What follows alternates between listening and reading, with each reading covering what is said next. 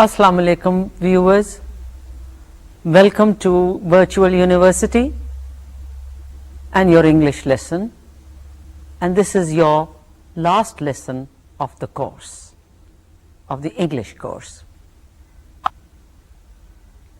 Now, knowing a language means that you are able to communicate your ideas and opinions to others. Only then would you be considered competent, if you can communicate your ideas and your opinions to others. A foreign learner of any language may know the rules of the language, the linguistic rules of the language that he is learning. And in your case, it is English. But unless the learner, he or she, demonstrates his ability to use this knowledge appropriately, the learner would not be considered fully competent in the language. In today's lesson, you shall learn about language forms and how they are used to perform functions. Now, what is a language function? A language function, to put it very simply, is something you want to do with the language. Now, the primary function of language is to give factual information and to convey essential commands, feelings, and emotions. Have you ever asked yourself the question, what are people trying to do when they speak? The aims of speaking involve not only broad functions such as conveying information, expressing emotions, keeping in touch socially, and so on and so forth, but it also involves more specific purposes for which language can be used, such as,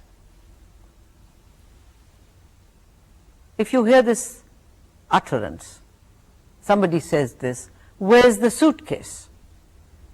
Now, what is the purpose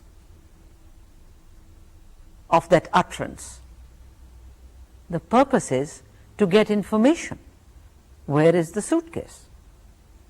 That the speaker wants some information about the suitcase. If somebody says, "Open the window," what is the purpose? The purpose is to make someone do something, and in this case, to open the window. If somebody says, "I'll pay you next week," what is the person doing? The person is making a promise. And we are doing these sort of things all day long. Now, how many language functions there are, we do not know exactly. But we do know that there are some language functions that are regularly required for the purposes of normal everyday communication. Now, there are some very common language functions which speakers of all languages all over the world are doing all the time. Number one is requesting information. When you ask, when you question, sometimes you even request, you inquire, what are you doing? You are asking for information, you are requesting information. Number two, we are passing on information, we are giving information. We announce, we describe, we tell, we explain, we instruct. Sometimes we summarize things for others. But what are we doing? We are giving information. We are passing on information. Number three, we establish contact. We establish interpersonal relations. And how do we do that? We do that through greetings, by welcoming people. We introduce people. we take leave, we bid farewell, we interrupt conversations. Number 4, we respond to others' behavior, to others' actions, to statements, to something we've heard. And how do we do that? We apologize, we deny, we disagree, we thank, and we are all the time responding to other people's behavior, their actions, their talk, their statements. And number 5, we express emotions, we express our inclinations, we express our intentions, fear, happiness, shock. We are expressing all these things all the time. We express fear, we express happiness, we express shock, surprise, we express our likes, our dislikes. I mean, the list can go on and on and on. But here I am just recounting the major ones. For instance, we influence. We not only respond to other people's behavior, their actions, we also influence. We influence other people's behavior, their actions. How? We sometimes blame, we sometimes discourage, we order people, we order others, we warn them. And then we judge, we evaluate, we complain, we compare, we criticize, we disapprove, we praise. Now, all these things are done through language. And to be competent in a language, the learner should know. There are many things that are required. It's just not knowledge of the use of the article or the use of the preposition, but it also involves a lot of other things, such as how speakers use the language, the native speakers, how the native speakers of the language, they use the language in ways which cannot be predicted from rules alone.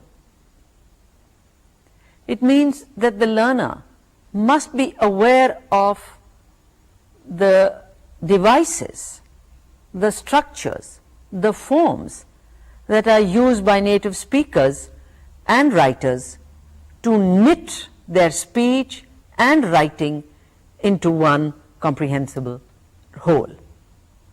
And this is done by using appropriate forms of the language.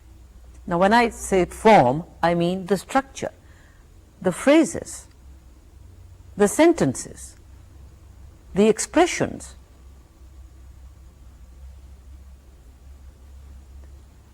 For instance, if someone expresses an opinion and you want to disagree with it, the first thought that will come to your mind is disagree. I don't agree with that. Right? The next thing you will do is to decide the language forms or structures that you will use to show your disagreement. That is, in other words, you will decide what grammatical structures, what vocabulary items, and what intonational patterns you are going to use to show your disagreement. And there are a variety of forms, a variety of words to choose and use. A great deal depends on the situation in which the interaction takes place and the person you are speaking to. For instance, if the other person is a good friend of yours, you can just turn around and say, shut up, it's not true. Right? But if it happens to be your boss, or somebody of a higher rank or status, or of a relationship, you know, if it's your father or your mother, you wouldn't use the same expressions. You wouldn't say shut up to your father or your mother, but you would use different structures, a different form. You might say, excuse me sir, excuse me madam, if it's your boss. You may not be quite right over there, you may not be quite right there. So there are ways, there are devices, there are terms that you can choose from to express your meaning, to convey your feelings. So when you are speaking, so when you speak, who you are speaking to will influence the language you will use. Now, here is an example. A part of a conversation is provided. You have to see what function is being performed by the language used by the speaker.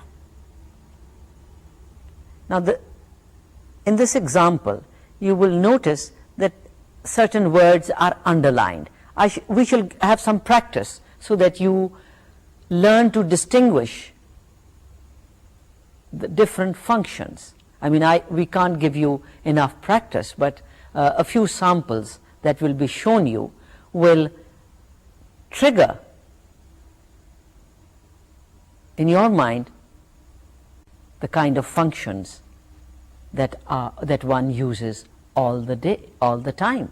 You might not be aware of them, but you are doing it all the time. Supposing there are two persons talking, and one says, I think Junaid Jamshed is an awful singer. And the speaker turns around and says, do you?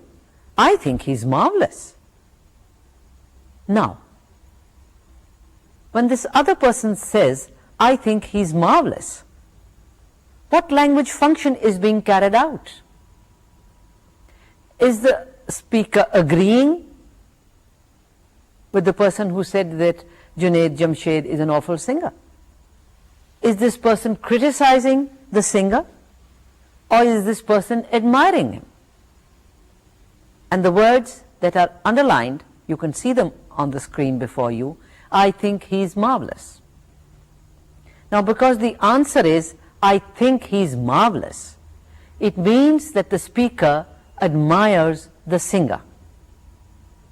So we can say that the speaker is admiring him. Now, if the speaker was criticizing Junaid Jamshed, the speaker would not have used these words of admiration. The words I think he's marvelous convey a sense of admiration.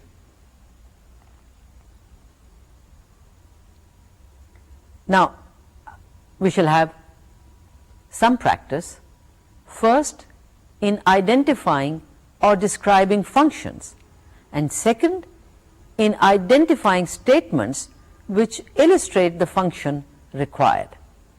The first part is to identify functions.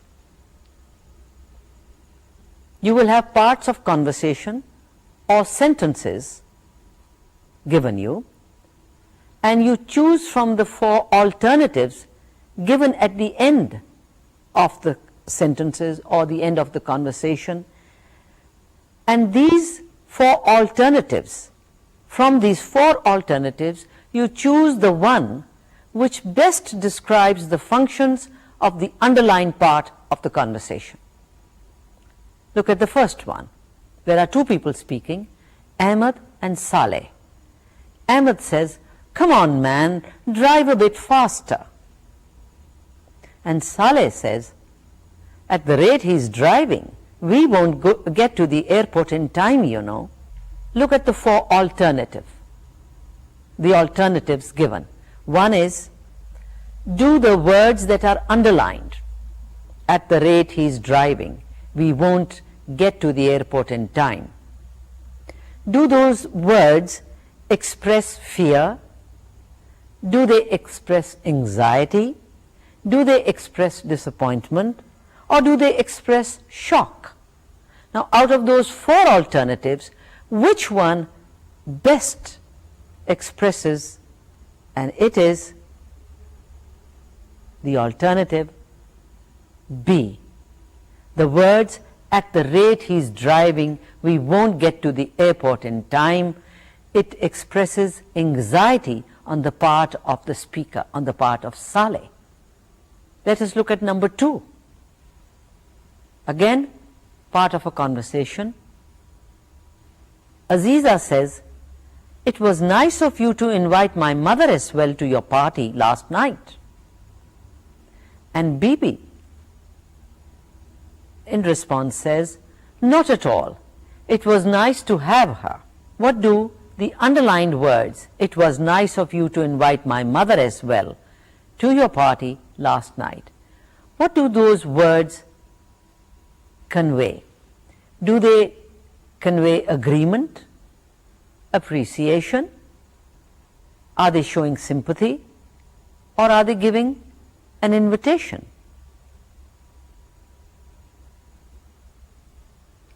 They are expressing appreciation. Aziza is appreciating the fact that her mother had been invited by Bibi to the party the night before. Now, look at number 3. Again, a conversation, a bit of a conversation between 2 people. Jane says, "Mind the vase." And Hina answers, "Too late. Such a beautiful vase." I hope the situation is clear. What do the underlined words convey? Those words, the underlined words, do they express fear or sympathy or admiration or dismay? It's quite obvious. The vase has been broken, because the words "too late" tell you that the vase must have crashed. And then Hina says, "Such a beautiful vase." And she is not expressing fear or sympathy or admiration, but she is expressing dismay. Dismay at the loss of a beautiful vase. The same way, look at number 4. It's a conversation between father and son. The son says, "I don't want to take double maths course. I don't want to take the double maths course." And the father says in answer, "I'm afraid you've got to." And it is the father's words that have been underlined. What do those underlined words convey? Do they show that the father is giving in to the son? Do they show that he's forgiving him? Is he insisting? Or is there an element of fear? When the father says, "I'm afraid you've got to," the father is insisting. So, you have identified the function. The function, those words, the underlined words are conveying is the function of insisting. Now, number 5 is a statement from a bank. It says, "You've been regular in your payment in the past, but we noticed from our records dating from 6 months ago that your payment has not been received. Kindly send us your check within 7 days without fail." This could be not from a bank but from an insurance company, most probably some organization where installments are paid. And the underlined words are, "Kindly send us your check within 7 days without fail." What do those underlined words convey. You have to identify the function. What do those words, what function do they perform? Are they performing? Those, are they pleading? Are they showing consent? Are they words that one would use to persuade? Or are they giving instructions? And it is number C. Those words are trying to, they've been used to persuade the person to send in his check. Look at number 6. I hope you don't mind my saying this, but what you've just said is not exactly true. And the underlined words are, what you've just said is not exactly true. The underlined words, are they showing sympathy? Is the person sympathizing? Is he scolding? Do those words show disagreement, or do they show surprise? And I'm sure you picked the right one. It is, they show disagreement. Is not exactly true. Look at number 7, part of a conversation. Sarah says, if you want to increase the literacy rate, you must educate women and girls. And Zara says in answer, I think the same as you. The words, I think the same as you, what function is being served? Do those words convey agreement, or are they a compliment? Do those words show rejection, or do they persuade?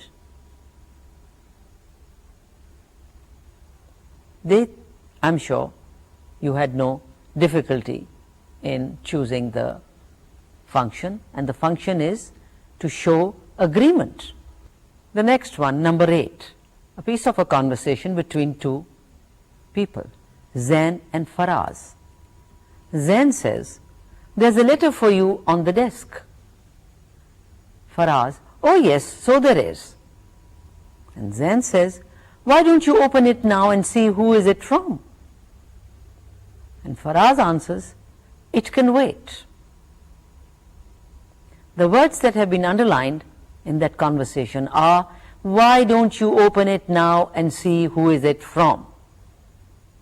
Now, do those words show admiration, curiosity, dissatisfaction, or are they words used to give instruction? When he says, why don't you open it now, and it's a letter, Zain is showing curiosity, right? Look at number 9, a piece of conversation between a boss and a secretary.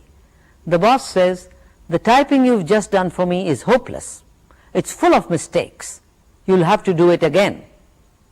And the secretary answers, I'm sorry, sir. The words that have been underlined are, the typing you've just done for me is hopeless. It's full of mistakes. Now, those two sentences, what function are they performing? Are they showing regret on the part of the boss? Or is he warning his secretary? Is he criticizing, or is he demanding something? He's criticizing. He's criticizing, the boss is criticizing his secretary. Right? And number 10, it's a piece of conversation between John and Jane. John says, have you heard the news? The vice principal is getting the sack. And Jane answers, oh no. Now, the words, oh no, what do they convey? Do they convey anger, sympathy, disbelief, or regret? It's C, disbelief. Jane can't believe the information that she's heard from John. And she says, oh no. Number 11. Jill says to Pat, how about going to the theatre tonight? And in answer, Pat says, sorry, I've work to do. Now, what do the words, how about going to the theatre tonight, what do they convey? Do they convey a request? Is the speaker requesting? Is the speaker suggesting something? Or is the speaker announcing something? Or welcoming? So it's quite obvious the speaker, Jill, is suggesting to Pat, it's just a suggestion. How about going to the theatre tonight?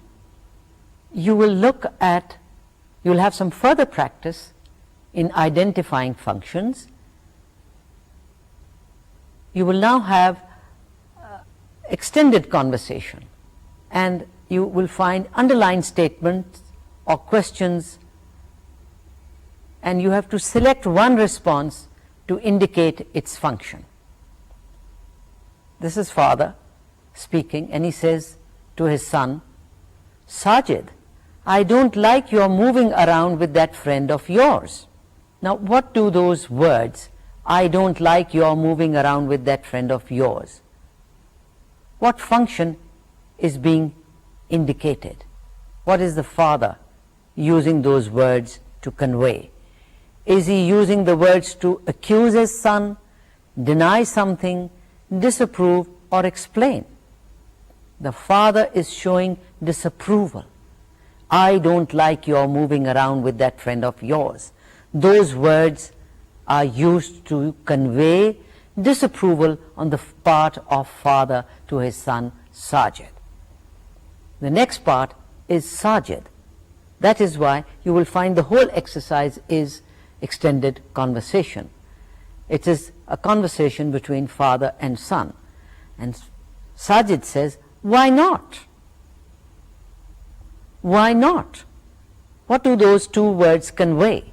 Do they convey disagreement, a questioning attitude, rejection, or claim? It's quite obvious. The son, Sajid, questions, why not? Why doesn't he like his going out with his friend? Number 3. And the father says something in response. And the father says, he's a bad influence on you. He's a bad influence on you. What do those words convey? Is the father instructing his son? Is he advising him? Is he commanding him? Or is he explaining? Simple, he's advising him. He's a bad influence on you. And then the father continues, I've heard he's on drugs. What do those words convey? Do they convey anxiety, condemnation, a warning, or is he explaining something? And those words sound a warning to the son that I've heard he's on drugs. So he's warning him not to move around with his friend. And Sajid in return says, number 5, on drugs? They convey shock, admiration, curiosity, or sympathy. Now, given the situation, they would convey shock, not curiosity, not sympathy or admiration, but shock. And then Sajid, the conversation is extended, it goes on. He turns round and says, I don't believe it. What do those words, I don't believe it, convey? Do they show interest on the part of Sajid, or sort of a denial, or is he denying it or declining something that's been offered him, or is he showing disbelief? quite obvious, it is disbelief. Number 7, the father says, just stay away from him. Just stay away from him. What do those words convey to the son? Are they suggesting something? Is the father ordering his son? Is the father just saying something, just telling him? Or is he threatening his son? So, over there, the father is ordering his son to stay away from his friend. Now we'll look at conversation on the telephone. It's between two people, Rafia and her mother. Rafia says, Mama, is that you? This is on the telephone. And mother says, the mother picks the phone and answers, yes, what is it? You're all right, aren't you? And the words, you're all right, aren't you? What do those words convey? Do they convey a disappointment on the part of the mother? Some surprise? Or is it worry that is being conveyed? Or do they show some interest on the part of the mother? You're all right, aren't you? These are words that convey a sense of worry. The mother is worried about the daughter. Number 2, Rafia answers on the phone, I've got some good news to tell you. What do those words convey? Is Rafia describing something? Is she suggesting? Is she confirming? Or is she announcing?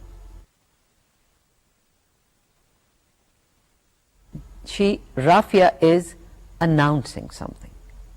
When you say, I have something to tell you, we do this all day long. We are telling our friends, our parents, our colleagues, I've got something to tell you. What are you doing? What function is being performed? You are announcing something. So over here, Rafia, when she says, I've got some good news to tell you, she is announcing something. And she goes on to say, I've won a scholarship to study abroad. What do the words, I've won a scholarship to study abroad convey? Is it a request? Is it some acceptance? Or is she just telling something? Or is she claiming something? It is C. She is telling. She is expanding on the news that she said earlier, she talked about. She is telling, I've won a scholarship to study abroad. The next part, mother, oh, that's wonderful, I'm so glad. What do those words convey? Do they convey interest, praise, some preference, or happiness? Simple. The mother has used the word glad, so she is showing happiness. It's the words that you choose to express your feelings, your ideas, that convey meaning to the listener. Look at the next one. Now this is not on the telephone. It's a conversation between a manager and his supervisor. The manager says, where should we set up the new mill? The words, where should we set up the new mill? Are they showing anxiety? Is the manager explaining something? Or is he asking? And finally, is he announcing something? Simple. He is just asking his manager. And the supervisor, he's asking his supervisor's opinion. And the supervisor turns around and says, I would say across the river. I would say across the river. What do those 6 words convey? is he suggesting something? Is it a suggestion? Are those words expressing uncertainty? Is he explaining or is he announcing? It's A. The supervisor is suggesting that they set up the new mill across the river. And the manager turns round and says, "Are you sure it would be the right place?" The manager turns round and asks, "Are you sure it would be the right place?" Now, you know it is a question. But what is the manager suggesting? Is he suggesting something? Is he doubting? Is he explaining or questioning? It is a question, no doubt, but in the question there is another element, and there is the element of doubt. The manager has some doubts, some reservations, and he says, "Are you sure it would be the right place?" Now, so far you identified the function. Now, you will have responses given you, and you have to choose the most appropriate response which would match the function that is given. Again, you will have snatches of conversation. One person you will have the words of one speaker. The other speaker's words will not be given you, but you are required, you've been given the function that is being performed, that should be performed, and you choose the appropriate words, the appropriate structure, the appropriate words to match the function. And it is between two people, Zora and Jabin. Zora says, "You wanted the telephone number of the girls' hostel. Well, I've managed to get it for you." And in return, Jabin shows gratitude. Now, which words, which responses that are listed over there on the screen before you, which would be the appropriate response showing gratitude? Should Jabin say, "I've already got it"? Should she say, "That's very kind of you"? Or should she say, "Tell me the number"? Or, "Yes, good"? Now, to show gratitude, the appropriate response would be, "That's very kind of you." Look at the next one. Saira says, "I'm leaving college. I'm thinking of taking up a job." And Bina tries to discourage her. The function is discouragement. Which response of the four over there shows discouragement? That's an interesting idea. How foolish. Is it well paid? I wouldn't do that if I were you. And it is D, the last one, the last response. I wouldn't do it if I were you, that shows discouragement. That Bina, these are the words that would be appropriate to show discouragement. Number 3. Meena says, "Would it be possible for you to return the money I lent you?" And Sana expresses regrets. Should she say, "I'm sorry, not till the end of the month"? Should she say, "Which money?" Or would "I clean forgot"? Would that be appropriate? Or D, "Sure, I will"? Now, if you have to express regrets, you'd say, "I'm sorry."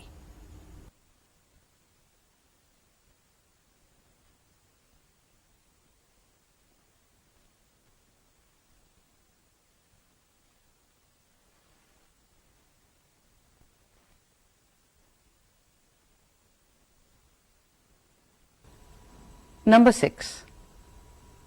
Andy says, there's a vacancy in my factory.